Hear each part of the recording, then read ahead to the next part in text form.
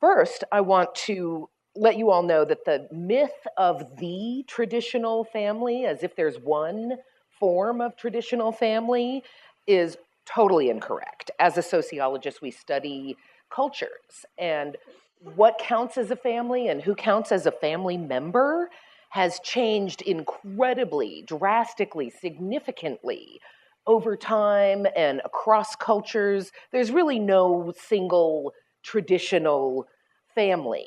What we think of as the traditional family in the United States is actually a figment of this very specific historical time period.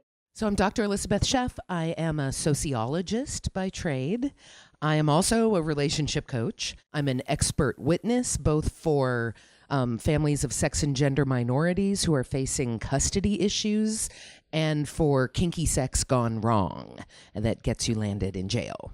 Hopefully not you. And I'm talking to you today about how did we all get here with these alternative relationships. After 1963, everything changed, but for that long decade in there of the 1950s, we did have economic prosperity. We had women back in the home, not that they had never left the home, but white middle-class women had worked outside of the home for pay during World War II, and then the men came back and they were like, okay, go home, get pregnant, take off those shoes, you don't need to go outside, just stay in the kitchen. The thing is, working class women, women of color, they had always worked outside the home. There's no luxurious, bonbon eating when you've got to work to feed your children. So the idea that women don't work is a very classist, racist assumption, and that discounts the idea that if you ever hung out with kids at home all day, that is a lot of work. It's a lot of work to be washing dishes and clothes and making food and taking care of small people. So the idea that women didn't work and that's characteristic of a real family or a traditional family, that mom's at home making cookies, all three of the people who were able to live like that were on Valium because they were tired of not having real conversations. So the idea that someone else, all these mythical people, have a stay-at-home mom who's taking care of these kids, and so as a society, we don't have to think about childcare, it's just ridiculous. We need to get our shit together and face the fact that real families have multiple incomes, or they have one person doing the parenting, and that person needs childcare too.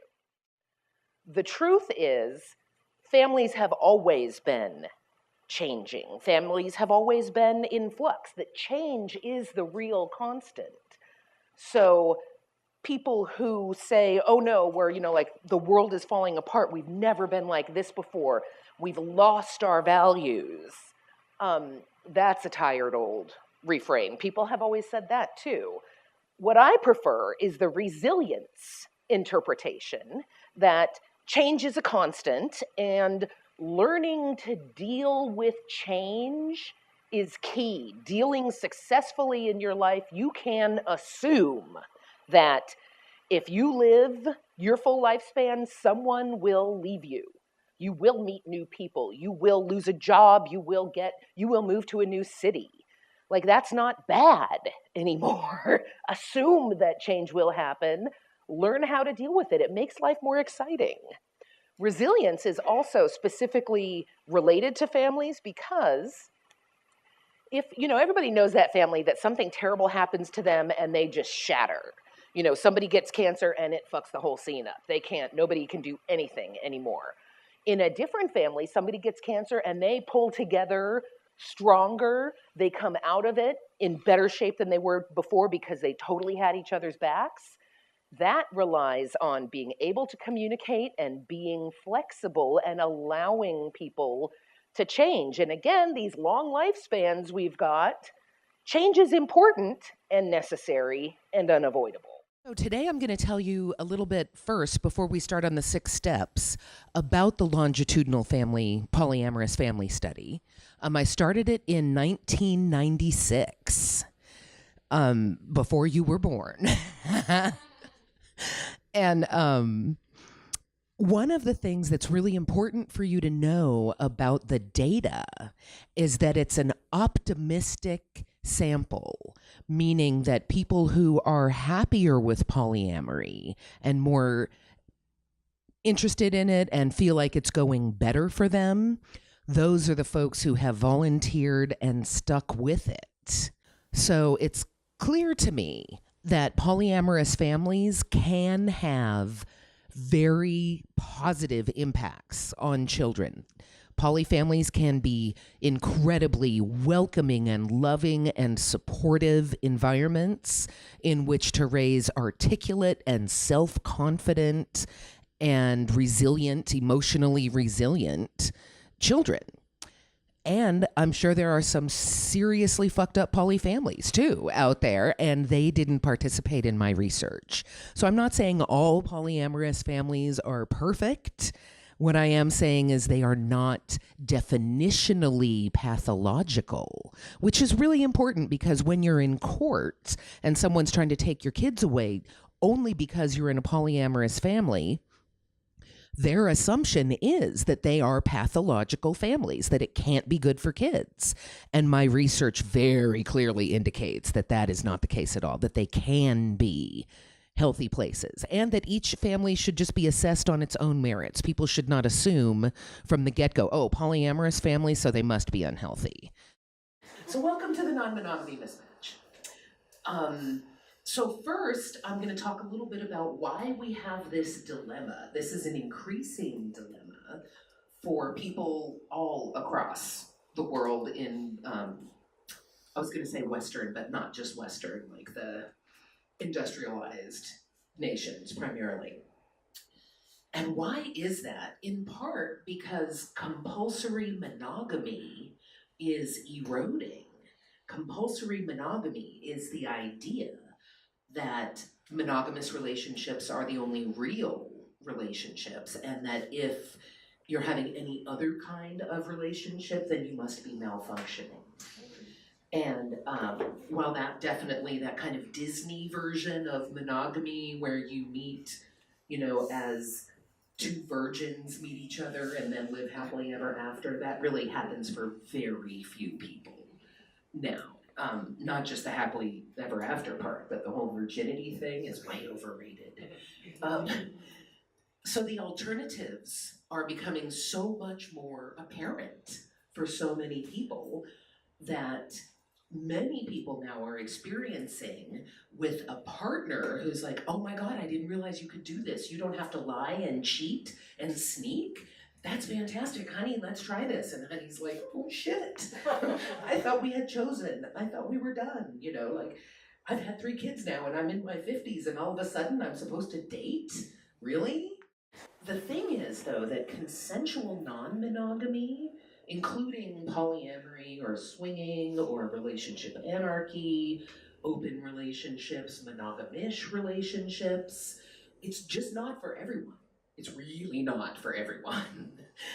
Some people, it just doesn't fit with their internal makeup.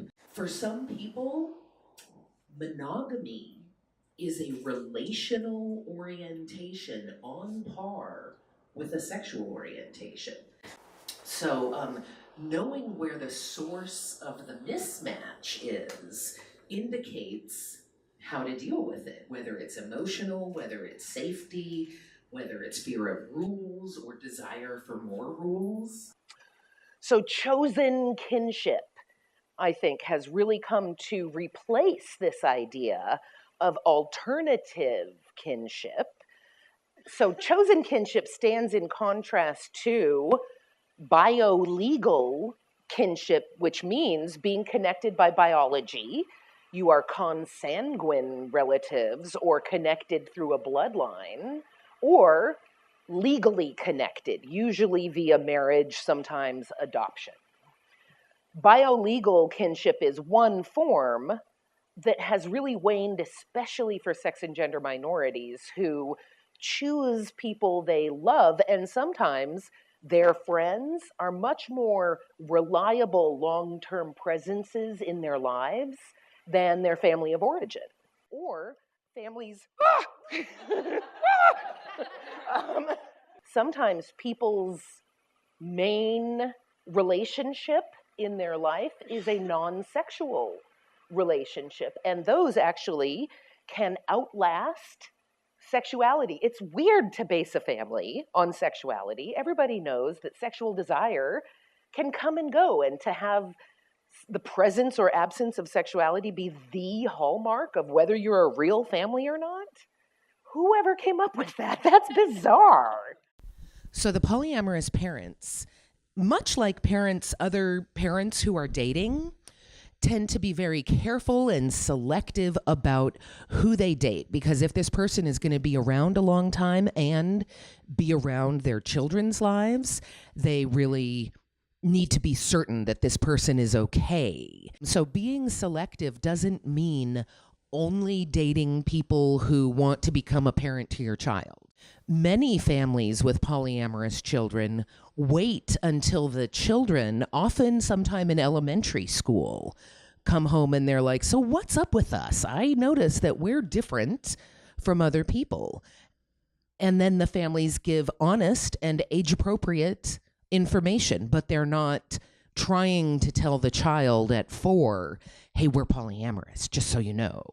They often wait until the kid brings it up, and then they're like, oh, I'm glad you asked about that.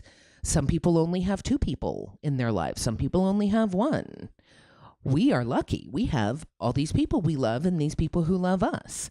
And the kids aren't distinguishing around sexuality, so you don't necessarily, especially for small children, have to distinguish between grandma, a friend, and a lover. For the kid, they're all people who they can trust and will take care of that child and bring that child ice cream. If you're living in small town Texas and you will lose custody of your children if they go to school and talk about how mom has 2 boyfriends, you can talk to the child and say, you know, honey, how when we're at home, we don't always wear clothes. Like sometimes you get out of the shower and you just want to walk around naked for a while and dry off. That's okay at home. But when we go to school, when we go to the store, we wear clothes because we're out in public. It's a privacy thing. It's not that you're ashamed of your body or your body is bad. It's just what we do in this society. When you go outside, you have clothes on. Nakedness is a private thing for home. Talking about the family is the same way. Talking about the family at home is fine. You can talk about it all you want. You can ask any question you want. You can tell me what you think. But when you're at school, just like you wear clothes at school, you don't talk about the family at school. It's a private thing. So in a way that doesn't transmit shame, like there's nothing to be ashamed of, child. It's totally okay that we're doing this. It's just private. Adults who have children or enter a child's life, they commit to that child. It's irrelevant whether they're still having sex with the partner they created that child with. What does that have to do with your relationship with the kid if you're still fucking their mom or not? Really, none. So people are beginning to transition to a commitment, a family commitment centered around the child rather than the sexual couple as the core of the family. And that is great for kids. But definitely our laws and our regulations and our social structures are lagging behind the way people really lead their lives now. And for some people, that creates significant hardship. I think I'm done.